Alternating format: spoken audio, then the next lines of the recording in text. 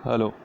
आज की वीडियो में हम करेंगे न्यूमेरिकल प्रॉब्लम, एक illustration example depend on financial leverage और ट्रेडिंग ऑन इक्विटी। कि ये financial leverage, trading on equity क्या होती है, ये मैंने आपको पिछली वीडियो में बताया था कि जब हम जो है वो फिक्स कॉस्ट फंड्स का इस्तेमाल करते हैं to increase the returns of equity share holders, owners की रिटर्न को बढ़ाने के लिए, ईपीएस को बढ़ाने के लिए जो हम फिक्स कॉस्ट फंड्स का इस्तेमाल करते हैं, that is known as financial leverage और ट्रेडिंग ऑन इक्विटी। या फिर हम इसको दूसरे शब्दों में कह सकते हैं कि जब हम इक्विटी शेयर कैपिटल के साथ जो है वो फिक्स कॉस्ट फंड्स का इस्तेमाल करते हैं, that is known as financial leverage. कि हमारे कैपिटल स्ट्रक्चर में इक्विटी के साथ डेट फंड्स भी हैं, प्रेफरेंस कैपिटल भी है, यानी कि फिक्स कॉस्ट फंड्स हैं, तब हम उसको ट्रेडिंग ऑन इक्विटी कहेंगे। और उसका मेन ऑब्जेक्टिव कि हम अपने शेयर होल्डर्स की अर्निंग्स बढ़ा सकें। और इसमें मैंने बताया था कि उसके डबल साइडेड इम्पैक्ट होते हैं कि वो फेवरेबल है या अनफेवरेबल है। तो उसका जो अगर फेवरेबल लिवरेज है तो अर्निंग्स बढ़ जाती हैं, और इन केस की अनफेवरेबल है लिवरेज तो शेयर होल्डर्स की अर्निंग्स कम हो जाती है। तो एक एग्जांपल से इसको कर लेते हैं। तो यहाँ पर एक एग्जांपल हमारे पास दिया हुआ है कि a firm is considering to financial plans with a view to examining their impact on EPS. की कंपनी के पास दो फाइनेंशियल प्लान्स हैं। फाइनेंशियल प्लान्स का मतलब कि फाइनेंशियल स्ट्रक्चर किस तरह से रखना है, जो डेट इक्विटी का मिक्स है वो क्या यूज़ करना है। And the total funds are required for investment is 5 lakh. Company को 5 लाख रुपए की जरूरत है, और उसके पास जो दो प्लान्स हैं, यहाँ पर प्लान 1 और प्लान 2 आपके पास बताए हुए हैं। तो उसमें कह रहा है कि दो चीज़ें हमारे पास जो है उसमें कैपिटल स्ट्रक्चर में हैं, डेट और इक्विटी शेयर कैपिटल। एक तो है डेट कैपिटल और दूसरा है इक्विटी शेयर कैपिटल। डेट जो कैपिटल है हमारे पास, उसमें इंटरेस्ट पे करना है हमने 10% पर एनम के हिसाब से, और इक्विटी शेयर्स जो हैं वो 10 रुपीज़ ईच में जो है वो डिवाइडेड हुए हैं। तो टोटल 5 लाख रुपए रिक्वायर्ड हैं। डेट फंड्स प्लान 1 में जो है वो 4 लैक्स और 1 लाख रुपीज़, टोटल मिला के 5 लाख। डेट फंड से 4 लाख और 1 लाख रुपए जो है वो इक्विटी शेयर कैपिटल से।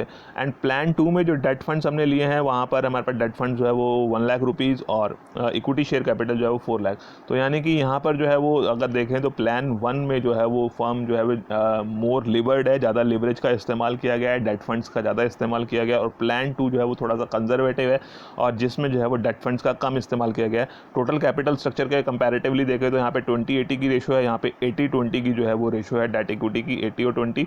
और यहाँ पे 20 एंड प्लान 2 में 20 एंड 80 की जो रेशो है। तो अब इसमें जो है टोटल रिक्वायर्ड बता दिया 5 लाख। 5 लाख फंड जो है वो दोनों प्लान्स के अकॉर्डिंगली बने हुए हैं, बट एक में डेट फंड्स का इस्तेमाल ज़्यादा किया गया है, दूसरे में जो है वो कम किया गया है।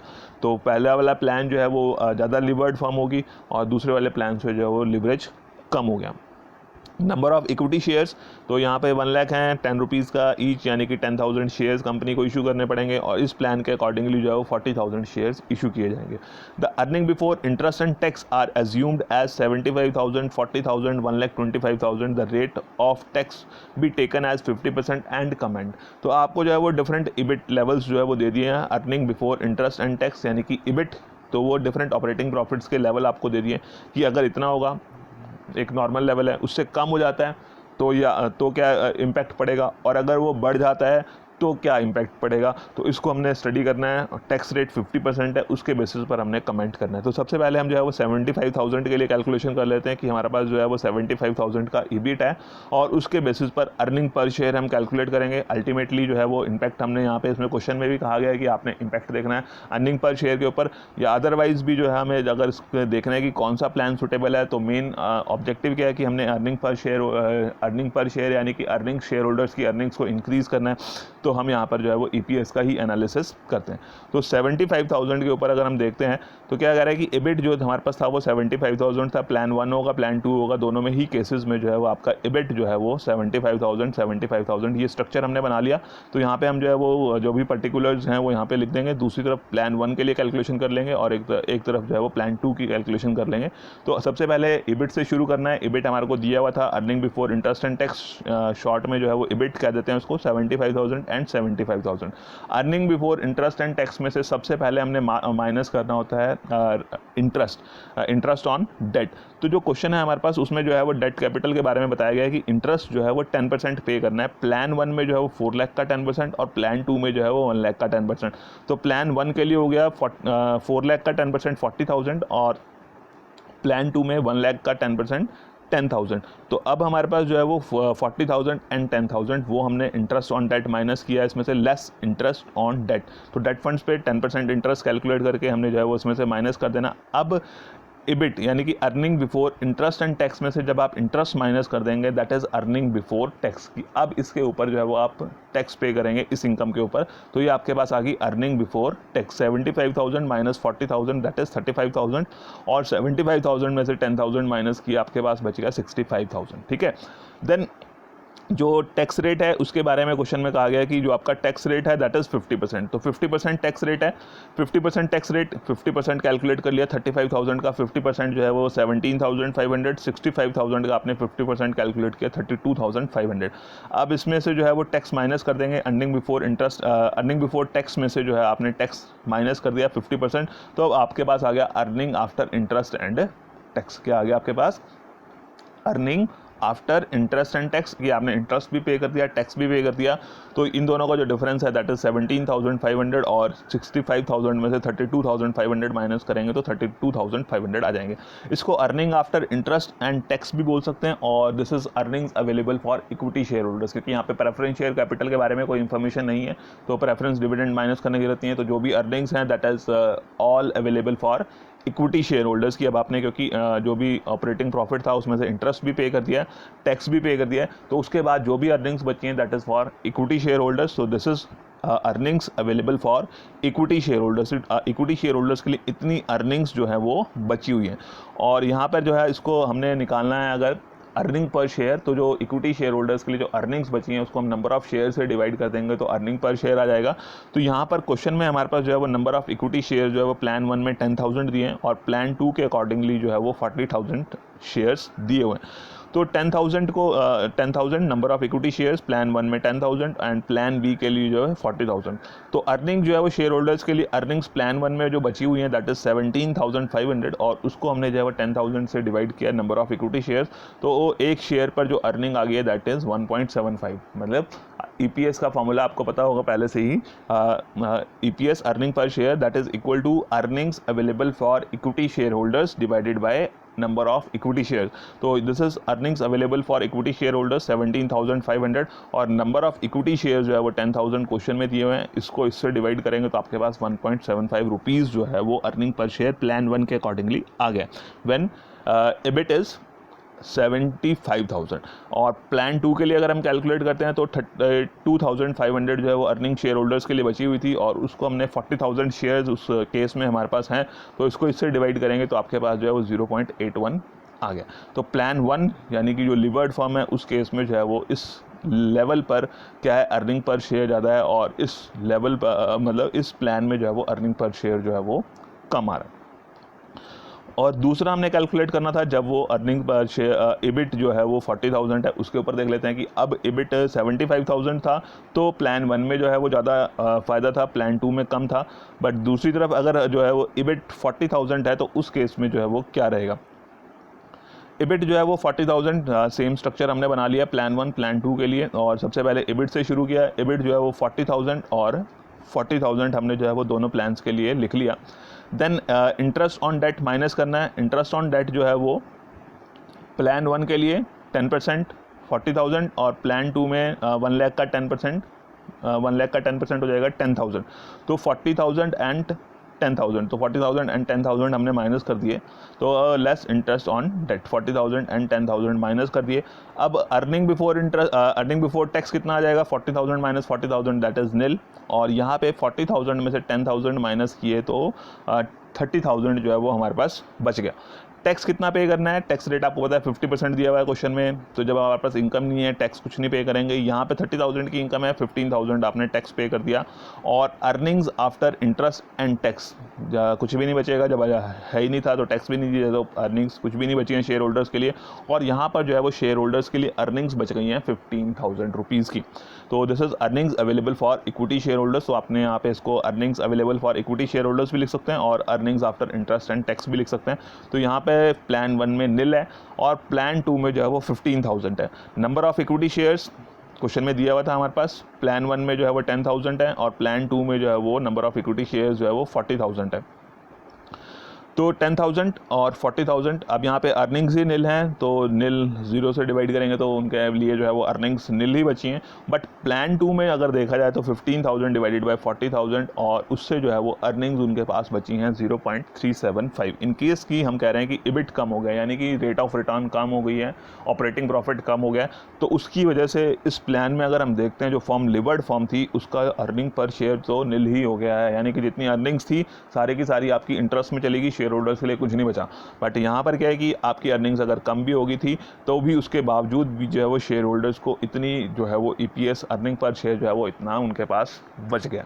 तो इसको फाइनली तीनों को बाद में कंपेयर करेंगे, पहले कैलकुलेशन कर लेते हैं तीनों EBIT लेवल के लिए। तो 75,000 था तब प्लान 1 में बेनिफिट था, बट कम हो गया तो प्लान 2 में बेनिफिट आ रहा था जो मतलब जिसमें लिवरेज का कम इस्तेमाल किया गया। और इन केस की वो हमारी अर्निंग्स जो है वो बढ़ जाती हैं, 1,25,000 होती हैं, 1,25,000 हो जाती हैं, तो उस केस में जो है वो हमारे EPS के ऊपर क्या इम्पैक्ट पड़ेगा। तो सेम स्ट्रक्चर सेम ही मेथड रहेगा। तो सबसे पहले हमने EBIT लिया, earning before interest and tax, उसके बारे में हमें बताया गया कि 1,25,000 है प्लान 1 में, प्लान 2 में 1,25,000 है। इंटरेस्ट माइनस करेंगे earning before interest and tax में से, डेट कैपिटल लिए हमने 10% जो है वो उसके ऊपर इंटरेस्ट पे करना है, 4 लाख का 10% 40,000 एंड 1 लाख का 10% जो है आप कितना पे करेंगे 10,000। तो इंटरेस्ट आपका कुल मिला के 40,000 एंड 10,000 जो है वो इंटरेस्ट हो गया। और उसके बाद EBIT में से इंटरेस्ट माइनस करेंगे तो अर्निंग बिफोर टैक्स बच गया। Earning before tax 1,25,000 minus 40,000 that is 85,000 और 1,25,000 में से 10,000 माइनस किए 1,15,000। अब टैक्स रेट आपको दिया हुआ है क्वेश्चन में 50%, इसका हमने 50% जो है वो टैक्स कैलकुलेट कर लिया। पहले इंटरेस्ट माइनस करना है देन टैक्स कैलकुलेट करना है, क्योंकि इंटरेस्ट जो है वो टैक्स में अलाउड एक्सपेंस है। तो पहले आप इंटरेस्ट माइनस करेंगे देन टैक्स पे करेंगे। तो उसको टैक्स आपने पे किया, इसका 50% 85,000 का 42,500 और 1,15,000 का आपने 50% कैलकुलेट किया दैट इज़ 57,500। इसके बाद जो है वो अर्निंग बिफोर टैक्स में से टैक्स माइनस कर देंगे that is earnings available for equity share holders, या इसको आप कह सकते हैं earning after interest and tax. की आपने इंटरेस्ट पे कर दिया, टैक्स पे कर दिया, तो दैट मीन्स कि जो अर्निंग्स अब बची हैं that is available for equity share holders, क्योंकि यहाँ पे कोई भी प्रेफरेंस डिविडेंड हमें पे नहीं करना है। तो शेयर होल्डर्स के लिए अर्निंग्स बच गई हैं 85,000 minus 42,500 that is equal to 42,500। इसी तरह से 1,15,000 में से 7,500 माइनस करेंगे तो 57,500 बच गए। अब इसको हमने डिवाइड करना है किससे, नंबर ऑफ इक्विटी शेयर से। तो number of equity share plan 1 में 10,000 है एंड प्लान 2 में जो है वो 40,000 है। तो प्लान 1 में 10,000, प्लान 2 में 40,000। और अब हमने निकालना है अर्निंग पर शेयर, और अर्निंग पर शेयर कैसे निकालेंगे, earnings available for equity share holders divided by number of equity shares. तो अर्निंग्स जो है वो शेयर होल्डर्स के लिए बची हुई है 42,500 और उसको 10,000 से नंबर ऑफ इक्विटी शेयर से, प्लान 1 में 10,000 इक्विटी शेयर्स हैं उससे डिवाइड किया, आपके पास जो है वो EPS आ गया 4.25। इसी तरह से प्लान 2 का आपने निकाला 57,500 था, but number of equity share जो है यहाँ पर ज़्यादा है, हमारे पास 40,000 है और अर्निंग पर शेयर जो है वो 1.438 आ रहा है। अब हम इन तीनों को कंपेयर कर लेते हैं, तीनों प्लान्स को, कि तीनों प्लान्स में जो है वो क्या रिजल्ट्स आए हैं। पहली बात तो सबसे पहले हमने अगर इसको कमेंट करना है, इसके बारे में हमें बताना है, तो हमें पहले ये तो देखना है कि कौन से प्लान में जो है वो लिवरेज का ज़्यादा इस्तेमाल किया गया, कौन से प्लान में जो है वो लिवरेज का कम इस्तेमाल किया गया।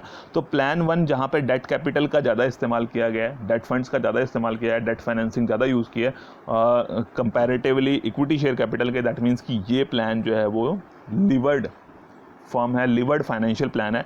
और जहाँ पे डेट फंड्स का कम इस्तेमाल किया गया है कि दैट इज़ लेस कंपैरेटिवली जो ये प्लान है दैट इज़ लेस लिवर्ड, कम लिवरेज का इस्तेमाल किया गया। अब इनकी अर्निंग्स को कंपेयर कर लेते हैं। तो फर्स्ट जो प्लान था, फर्स्ट जो EBIT लेवल हमें दिया गया था 75,000, तो 75,000 पे प्लान 1 में जो है वो क्या है, EPS ज़्यादा है, प्लान 2 में कम है। और उसके बाद 40,000 अगर EBIT कम हो गया था तो EBIT कम होने की वजह से प्लान 1 में जो है वो EPS नील हो गया था और प्लान 2 में जो है वो कुछ अर्निंग्स जो है उनको फिर भी उसके बाद भी मिल पा रही थी। और अगर इन केस की वो EBIT लेवल हमारा बढ़ जाता है, यानी कि ऑपरेटिंग प्रॉफिट हमारा इंक्रीज हो जाता है, तो आप देख रहे हैं कि यहाँ पे ड्रास्टिकली मतलब कि बहुत ज़्यादा मेजर चेंज जो है वो इनके EPS में आया है। प्लान 1 जो कि लिवर्ड प्लान था हमारा, जिसमें लिवरेज का ज़्यादा इस्तेमाल किया गया था, वहाँ पे अर्निंग पर शेयर जो है वो बहुत ज़्यादा बढ़ गया है। और प्लान 2 में जो है वो उसका अर्निंग पर शेयर जो है वो कंपैरेटिवली काफ़ी कम है, अगर उसकी कंपैरिजन किया जाएगा तो वो कंपैरेटिवली प्लान 2 में जो मतलब लेस लिवर्ड फर्म है वहाँ पर जो है वो अर्निंग पर शेयर काफ़ी कम है। तो जैसे मैंने बताया था कि जो आपका फाइनेंशियल लिवरेज है वो डबल साइडेड वेपन की तरह से काम करता है कि इन केस कि आपका इबिट मतलब ऑपरेटिंग प्रॉफिट ज़्यादा है, रेट ऑफ रिटर्न ज़्यादा है, तो क्या है कि आप अपने शेयर होल्डर्स की रिटर्न को बढ़ा सकते हैं। जब आपका इबिट ज़्यादा है तो शेयर होल्डर्स की रिटर्न को बढ़ाया जा सकता है। अगर जो नॉर्मल लेवल है इन केस उस केस में भी अगर आप जो है वो आपके डेट फंड से ज़्यादा फंड्स अर्न कर पा रहे हैं, जो आपकी डेट की कॉस्ट है उससे ज़्यादा आपका रेट ऑफ रिटर्न है, तब भी जो है वो आपकी अर्निंग पर शेयर ज़्यादा रहेंगी।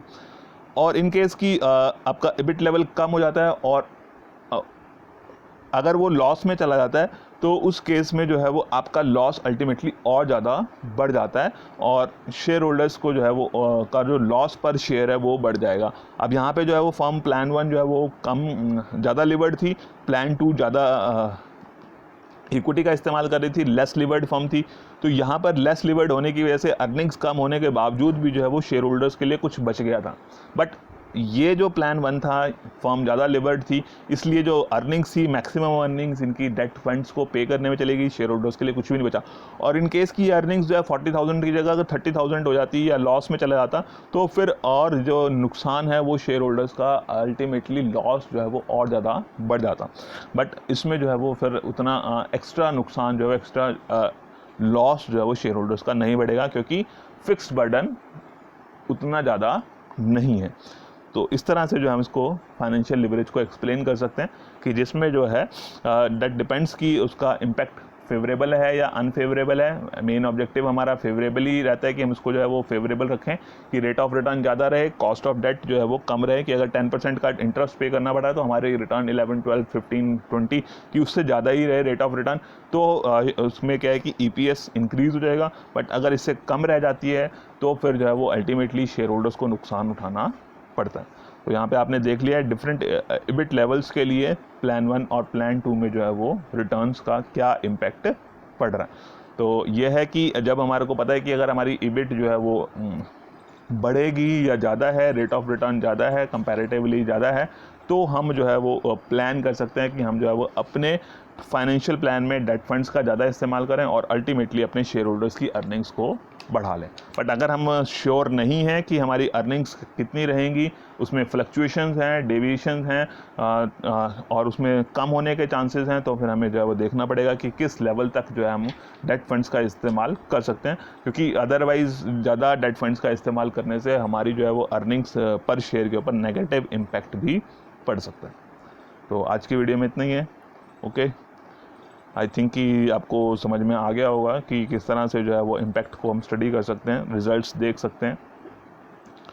Thank you.